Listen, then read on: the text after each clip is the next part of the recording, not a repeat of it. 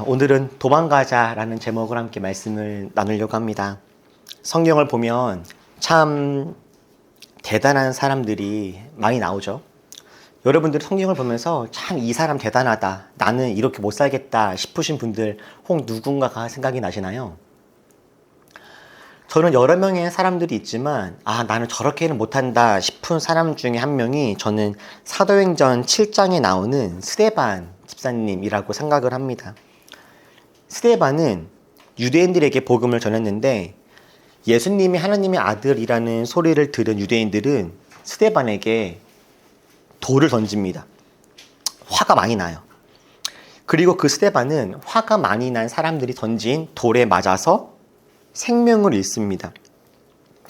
여러분, 돌에 맞아서 죽으려면, 목숨을 잃으려면 돌을 몇 개 정도나 맞아야 할까요? 또는 얼마 동안 돌을 맞아야 생명을 잃게 될까요?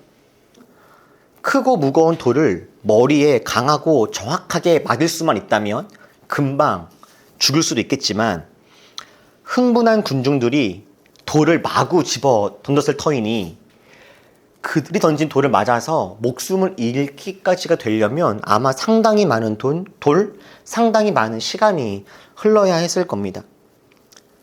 던진 돌들이 몸 이곳저곳을 맞추었을 것이고 그 중에 아마도 머리를 향한 돌들이 있었겠죠. 그렇게 돌을 수없이 맞고 수시간 동안 고통 속에 있어야 다행히도 생명을 잃을 수 있게 될 거예요. 돌에 맞아서 생명을 잃게 되기까지 스데반은 정말 많이 아팠을 겁니다. 그런데 더 놀라운 거는 돌을 맞으면서 생명을 잃어가고 있을 그때의 스데반의 모습이에요. 사도행전 7장 59절과 60절은 스데반이 돌에 맞을 때에 주님께 기도했다라고 합니다. 60절 보니까 뭐라고 합니까? 주님, 이 죄를 저 사람들에게 돌리지 마십시오 라고 그들을 용서하며 기도하죠. 스데반은 돌에 맞아 죽는 그 순간까지 죽음의 고통을 참아내고 예수 그리스도의 사랑을 기억합니다. 참 대단한 사람이죠.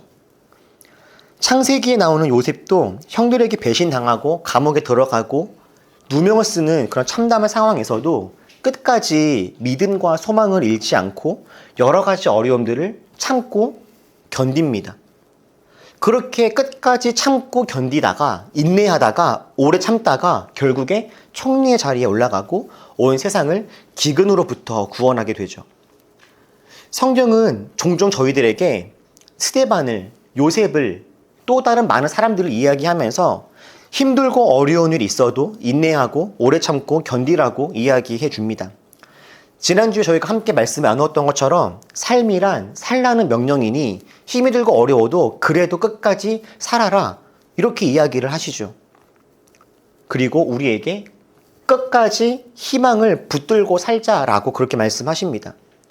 그리고 실제로 우리 주위에 있는 수많은 그리스도인들을 보면 힘들고 어려운 일이 있어도 정말 잘 참고 견뎌내시는 분들을 봅니다.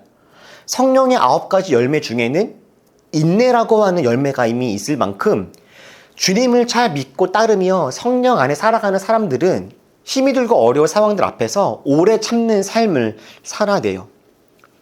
그래서인지 저는 우리가 오늘 함께 읽었던 본문에서의 바울이 참 낯섭니다. 여러분들은 오늘 본문을 읽으면서 바울의 행동들을 보면서 뭔가 이상하다, 낯설다라고 보셨던 그런 구절들이 혹시 있지는 않으십니까? 오늘 저희가 읽었던 본문은요, 바울과 바나바의 1차 전도 여행 중 한 사건을 기록하고 있습니다. 지금 바울과 바나바는 이고니온이라고 하는 지역에서 복음을 전하고 있어요. 이고니온은 지금의 터키, 그러니까 튀르키예의 한 지역인데 여기 코냐라고 하는 지역이다라고 많은 학자들은 이야기를 하고 있는데요. 이곳에서도 이스라엘을 떠나온 디아스포라 유대인들이 많이 살고 있었어요. 바울과 바나바는 저곳에 가서 복음을 전합니다. 예수가 그리스도다. 예수님 안에 구원이 있다. 그리고 감사하게도 그 복음을 듣고 많은 유대인들과 헬라인들이 예수님을 믿게 됩니다. 그런데 또 한편 안타깝게도 복음을 들은 사람 중에 복음을 모르는 사람들이 아니라 복음을 들은 사람들 중에 오히려 바울과 바나바를 공격하는 사람들도 있습니다. 여러분, 이들이 복음을 듣지 못한 게 아닙니다. 안 들은 게 아니에요. 복음을 들었습니다. 예수님이 하나님의 아들이고 주님을 따라 살아가야 한다라고 하는 말을, 주님 안에 희망이 있고 소망이 있다라고 하는 말을, 그 안에 새로운 삶의 걸음이 있다라고 하는 그 말을 이미 들었습니다. 그러나 마음을 돌이키지 않는 사람들이 있다고 합니다.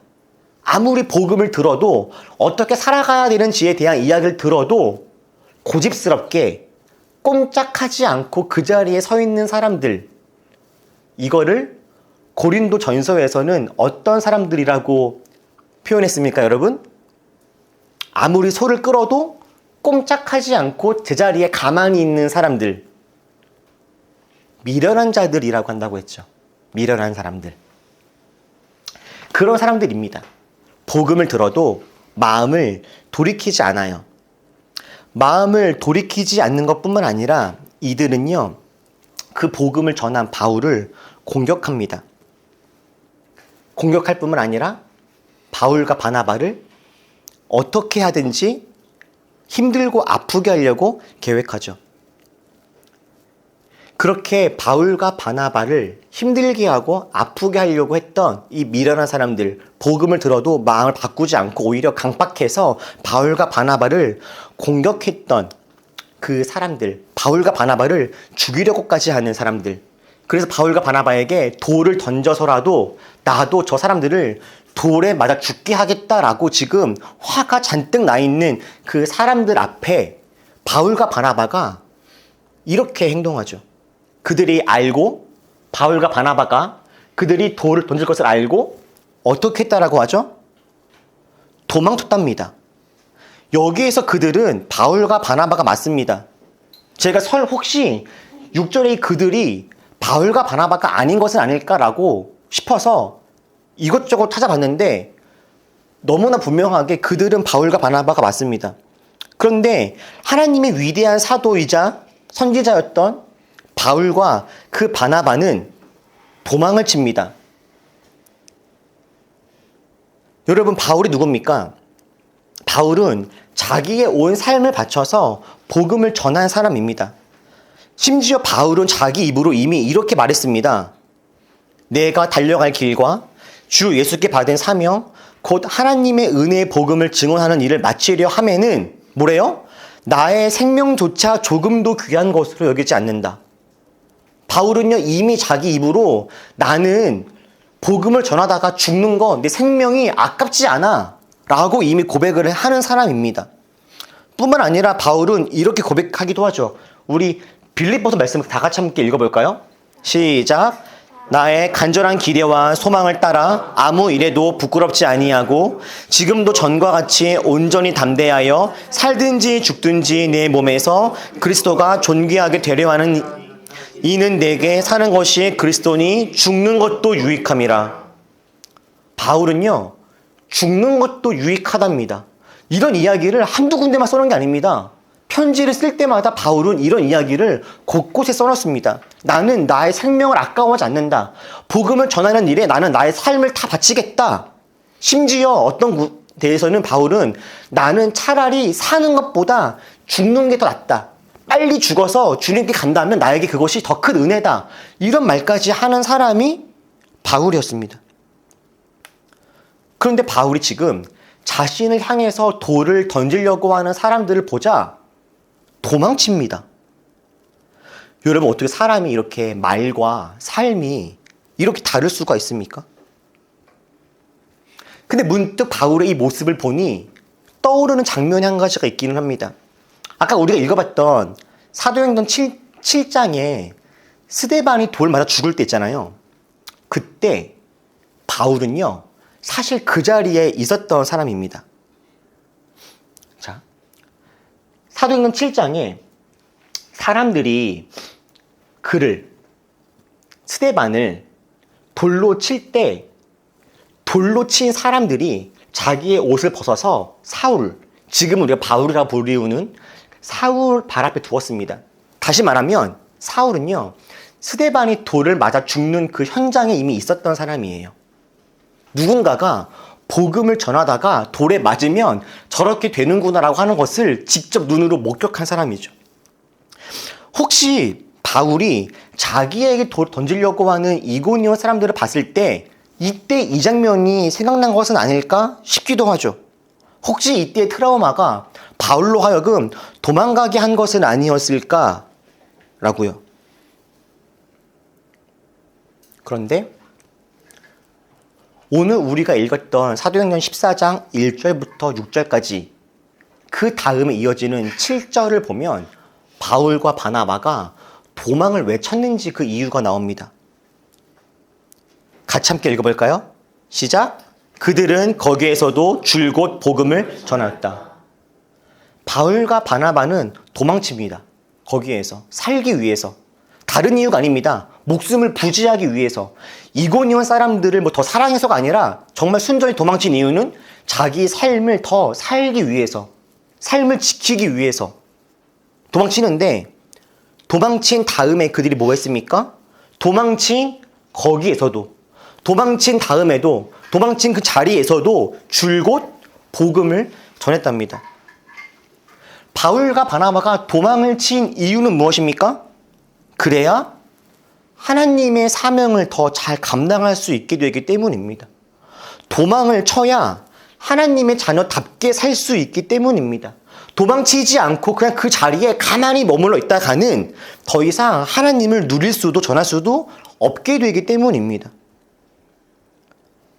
바울과 바나바는요, 그들이 그곳에서 참고 견딤으로, 돌에 맞음으로 하나님의 사명을 더 잘 감당할 수 있게 되는 것이라면 그렇게 했을 겁니다. 그러나 더 이상 하나님을 전할 수도 누릴 수도 없게 된다면 그들은 과감하게 그곳을 떠납니다. 그곳에 미련두지 않아요. 복음을 전했으나 주님께 돌이키지 않는 사람들을 그냥 내버려 두고 갑니다. 그들의 도망은 실패가 아니라 더 나은 시작을 위한 또 다른 출발이었던 셈이죠. 여러분, 우리가 살아가다 보면요, 참고 견디고 인내해야 되는 순간들이 있습니다. 참고 견딜 수밖에 없는 순간들도 있어요. 그런데 우리가 경험하는 모든 고난과 어려움과 삶의 문제 앞에서 모든 고난들을 다 참고 견뎌야 되는 것은 아닙니다. 베드로도 이렇게 이야기하죠. 억울하게 고난을 당하더라도 우리 삶 속에 의도치 않고 원치 않고 내가 그럴 일이 없는데 억울하게 고난을 당하더라도 하나님 때문이라면, 하나님을 생각하면서 참는다면 그것은 아름다운 일입니다. 그런데 죄를 짓고 맞으면서 참으면, 내 죄 때문에 당하는 고난이라면 그게 무슨 자랑이 되겠습니까? 이게 무슨 말이에요? 우리 삶 속에 오는 고난들 중에서는 나의 의도와 관계없이 내 잘못이 아닌데도 억울하게 다가오는 고난들이 있답니다. 그런데 어떤 고난들은 내가 잘못해서, 내가 실수해서, 또는 내가 잘못 결정을 내려서 그래서 당하는 고난들도 있답니다. 베드로가 이 이야기를 하는 의도가 무엇이겠습니까? 그러므로 자신의 잘못으로 인해서 고난은 당하지 말아라? 당하지 말아라. 억울하게 당하는 고난들은 어쩔 수 없지만 그것은 하나님 안에서 그래도 아름다운 일이 될 수 있다. 그런데 너네가 잘못 결정하고 잘못 살아서 죄를 지어서 그것으로 말미암아 생겨지는 고난들이라면 그것은 그렇게 하지 말아라. 그것은 자랑도 아니다. 우리가 할 수 있다면 고난과 아픔 당하는 상황들을 만들지 말아라. 내가 잘못해서 맞이하게 되어지는 여러 가지 어려움들, 또는 내가 피하면 피할 수 있는 상황들이 있다면 피해라 라고 이야기하는 거죠. 하나님은 우리가 고난 중에 있는 것을 당연하게 여기지도 않으십니다. 우리가 사망 가운데 있는 것을 기뻐하시는 분도 아닙니다. 하나님이 우리가 고난 당할 때 그래 참고 견뎌야 돼, 화이팅, 이렇게 우리가 고난 당할 때 막 그것을 막 기뻐하시는 분이 아닙니다. 하나님은 우리가 죄로 가득한 삶을 살다 보니 어쩔 수 없이 고난과 어려움 가운데 있는 것을 아시지만 그것을 안타까워하시는 분이죠. 그래서 주님은 우리가 할 수만 있다면 고난 가운데 있지 않기를 기대하십니다. 그래서 우리는 할 수만 있다면 도망가야 합니다. 어디로부터? 죄로부터, 불법으로부터, 불의로부터, 폭력으로부터 도망가야 합니다. 중독으로부터, 게으름으로부터, 낙심과 절망과 좌절과 두려움과 공포와 시기와 질투로부터 우리들은요 도망가야 됩니다. 그 자리에 그냥 그렇게 머물러 있을 필요가 없습니다. 우리를 힘들고 아프게 하는 상황들이 자연스럽고 옳은 것이 아닙니다. 우리들로 하여금 하나님의 자녀답게 살지 못하게 하는 상황과 사람과 감정으로부터 도망치고 달아나서 하나님의 자녀답게 살아가야 되는 거죠. 우리가 고난 가운데 있는 것은 하나님의 뜻이 아닙니다. 그런데 문제는요, 도망치는 것이 그렇게 쉬운 일이 아니라는 거죠. 우리는 도망치지 않는 것이 아니라 도망치지 못할 때가 훨씬 많습니다. 잘 도망치기 위해서는요, 필요한 게 한 가지가 있습니다. 뭘까요, 여러분? 잘 도망치기 위해서 필요한 것 한 가지. 용기입니다. 용기가 필요해요. 한국가정법률사무소의 2023년 통계에 따르면 가정폭력을 상담받은 부부 중에서, 그러니까 내가 가정생활이 힘들고 어렵습니다 라고 상담을 요청한 사람들 중에서 관계를 회복하고 다시 근데 함께 살아가는 경우가 58%라고 해요. 58.8%, 약 59% 정도 되죠. 폭력의 정도가 다르고 상담 이후에 회복 과정에서 많은 개선이 이루어졌을 수도 있지만 저는 약 59%의 분들이 다시금 그냥 살아야지라고 했다라고 하는 건 제가 생각할 때는 상당히 높은 비율이다 싶었습니다. 심지어 이 59%도요, 현대로 오면서 아주 기하급수적으로 높아졌던 것이고, 한 10여 년 전이나 20년 전에는 남편이 폭력을 행사했다라고 하는 이유로 신고를 했을 경우에 보통 대부분을 경찰에서 이거는 가정 문제니 돌아가서 해결하십시오라고 보내주는 경우들이 아주 많다라고 이 책은 잘 이야기해주고 있었어요. 저는 가정에서 폭력을 당하시는 여성분들에게 강력하게 이혼하실 것을 권합니다. 예수님의 이름으로 그곳에서 나오시라고 저는 강력하게 이야기를 드려요. 그러나 그럼에도 불구하고 이혼을 결심하지 못하는 분들이 정말 적지 않습니다. 왜 그럴까요? 남편에게 폭력을 당하면서도 왜 이혼하지 못하실까요? 가장 큰 이유는 경제 문제 때문입니다. 남편에게 경제적으로 의존하고 있었던 경우에 이혼 이후 살아갈 일이 막막합니다. 자녀 문제, 보복에 대한 두려움, 사회적인 시선과 낙인들, 이런 것들 때문에 도망치기 어려워들 하세요. 내가 다가올 미래에 대한 알 수 없는 불안감을 갖느니 예측할 수 있는 불행을 택하겠다라고 하시는 분들이 많죠. 그냥 내일에 내가 알지 못하는 그런 두려움보다는 그냥 내가 알고 있는 오늘의 아픔이 더 쉬운 겁니다. 근데 여러분, 이거는요, 믿음도 아니고 인내도 아니고 오래 참음도 아닙니다. 하나님의 사랑 때문에 내가 참고 살아야지, 남편 위해 기도해야지, 이런 것이 아니에요. 마땅히 도망하여 하나님 안에서 나의 삶을 회복하고 나답게 살아가야 하는 것이 옳습니다. 그런데 두려움과 절망과 앞에서 용기를 내지 못해서 꼼짝하고 있지 못하는 것뿐이죠. 너무나 많은 사람들이 도망쳐야 하는 상황에서 도망이 아닌 포기를 택합니다. 장기 연애를 했어요. 그런데 가만 보니까 좋은 사람이 아닙니다. 나도 저 사람도 서로 사랑하지 않습니다. 그런데 그동안의 시간, 그동안의 노력이 아까워서 도망치지 못합니다. 중독, 절망, 낙심, 우울, 좌절 이런 웅덩이에서 도망쳐야 하는데 내가 지금까지 보낸 시간과 그 관성 때문에 도망치지 못하고 주저앉아 있는 경우들이 많이 있습니다. 근데 여러분 이거는 가만히 있는 건 인내가 아니고 견디는 것이 아닙니다. 포기죠. 이 책의 맨 앞에 가정폭력 생존자이자 여성운동가인 폴레트 켈리가 쓴 시가 있습니다. 그 제목은 저는 오늘 꽃을 받았어요 라고 하는 제목이에요. 좀 길지만 제가 한번 읽어보겠습니다. 저는 오늘 꽃을 받았어요. 제 생일이거나 무슨 다른 특별한 날이 아니었어요. 우리는 지난밤 처음으로 말다툼을 했지요. 그리고 그는 잔인한 말을 많이 해서 제 가슴을 아주 아프게 했어요. 그가 미안해하는 것도 말한 그대로를 뜻하지 않는 것도 저는 알아요. 왜냐하면 오늘 저에게 꽃을 보냈거든요. 저는 오늘 꽃을 받았어요. 우리의 결혼 기념일이라거나 무슨 다른 특별한 날이 아닌데도요. 지난밤 그는 저를 밀어붙이고는 제 목을 조르기 시작했어요. 마치 악몽 같았어요. 정말이라고는 믿을 수가 없었어요. 온몸이 아프고 멍투성이가 되어 아침에 깼어요.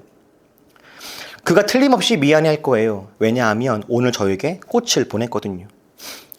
저는 오늘 꽃을 받았어요. 그런데 어머니 날이거나 무슨 다른 특별한 날이 아니었어요. 지난밤 그는 저를 또 두드려 팼지요. 그런데 그 전에 어떤 때보다 훨씬 더 심했어요. 제가 그를 떠나면 저는 어떻게 될까요? 어떻게 아이들을 돌보죠? 돈을 어떻게 하고요? 저는 그가 무서운데 떠나기도 무서워요. 그렇지만 그는 틀림없이 미안해할 거예요. 왜냐하면 오늘 저에게 꽃을 보냈거든요.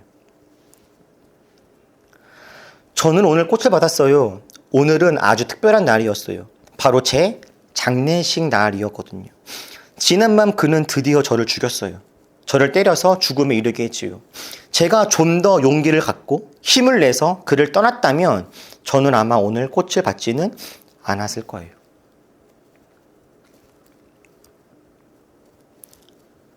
그녀는 꽃을 받을 때마다 그래, 다음엔 안 그럴 거야 라고 생각합니다. 그런데 그녀가 그렇게 생각한 건 정말 그럴 거라고 믿어서가 아닙니다. 그녀가 그에게 도망치지 못하는 이유는 사랑도 아니고 내일에 대한 희망이 있어서도 아니고 그 약속을 믿고 알아서도 아니죠. 이유가 나왔습니다. 그는 이렇게 말했죠. 저는 그가 무서운데 떠나기도 무서워요. 그가 무서운데 그를 떠나는 건, 그래서 혼자가 되는 건 더 무서웠기 때문입니다. 그런데 여러분, 우리가 어떤 폭력으로부터, 죄와 사망으로부터, 불의와 옳지 않는 일로부터 도망치지 않으면 우리 역시도 꽃을 선물 받게 될지도 모릅니다. 관성에 이끌려서 내가 들인 시간과 돈이 아까워서 옳지 않음을 알면서도 불의한 자리, 하나님이 기뻐하지 않으시는 관계, 건강하지 않는 일과 감정을 붙들고 있는 건 하나님이 기뻐하시는 모습이 아닙니다. 저는 인생을 살면서 크게 2번 도망친 적이 있습니다. 첫 번째는 제가 일반 대학교에서 공학을 전공한 뒤에 신학대학원을 간 일이었습니다. 다니던 대학교가 아주 좋은 대학교는 아니었지만 본인이 열심히 노력하면 그래도 내 한번 건사할 만큼 살아갈 수는 있는, 가정을 이루고 취업해서 그냥 그렇게 지낼 수 있는 그런 미래가 꿈꿔지긴 했습니다. 지금 제 동기들은 다 그렇게 살고 있죠. 그런데 학부에서 공부를 하면서 한 번 사는 인생, 저는 정말 즐겁고 의미 있게 살고 싶었습니다. 취업을 해서 자기가 원하는 분야의 일을 하면서 살아가는 것도 물론 기쁘고 의미 있는 일이지만 저는 그게 그렇게 막 기쁘지 않더라고요. 저는 당시에 하나님을 공부하고 알아가고 정리해서 누군가에게 전해주는 이 일이 너무 즐거웠습니다. 저는 그래서 졸업하고 취업하고 결혼하고 내 집 마련하고 당시 정해진 이 루트에서 도망가자라고 결심했습니다. 그리고 친구들이 다 놀랄 이야기, 나 신대영 갈 거다 라고 이야기했죠. 이게 제 삶에 기억나는 첫 번째 도망입니다. 30살 초반에 제가 교회를 개척해야겠다라고 생각했을 때 풀타임 전도사로 교회에서 사역하면서 저는 그때까지는 알지 못했던 한국교회의 여러 가지 민낯을 낱낱이 보게 되었습니다. 마침 그 당시에 대형교회 목사님들의 스캔들, 성적인 문란함, 재정 횡령, 교회 내 정치, 교역자 사이에서의 어떤 경쟁, 건강하지 않은 교회 안의 여러 가지 모습들을 보면서 정말 너무너무 놀라고 당황했습니다. 그 속에서 그것들을 변화시켜 보거나 새로운 삶을 한번 살아보려고도 애를 많이 썼는데 제 능력으로는 역부족임을 금세 깨달았습니다. 제가 할 수 있는 결정은 두 가지 중에 하나였어요. 그곳에서 그냥 보통의 부목사들처럼 그렇게 살아가던가 아니면 그곳을 나와야겠다 싶었었죠. 물론 저도 도망치는 것이 무서웠기 때문에 그곳에서 적응해 보려고 애를 쓴 적도 있었습니다. 웬만한 것에는 눈을 감고 저 정도는 괜찮을 거야 라고 그냥 끄덕끄덕 거리며 살아가려고도 했었죠. 그러다가 어느 날 내가 이 공간 안에서 그냥 내 삶을 지키는 건 내 힘으로는 안 되겠다라고 깨닫게 됐습니다. 그래서 저는 저를 위해서 도망쳤습니다. 그리고 교회를 개척했죠.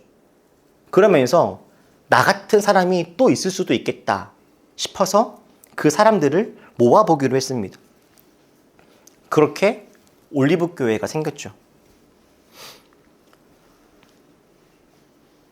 사랑하는 우리 올리버 여러분, 도망갑시다. 우리를 갉아먹는 세상의 유혹으로부터 우리 안전한 곳, 우리 하나님께로 도망갑시다. 여러분들의 생각과 감정을 갉아먹는 유튜브, 릴스, 쇼츠로부터 도망치십시오. 게임 중독, 일 중독, 성공 중독으로부터 여러분 도망치십시오.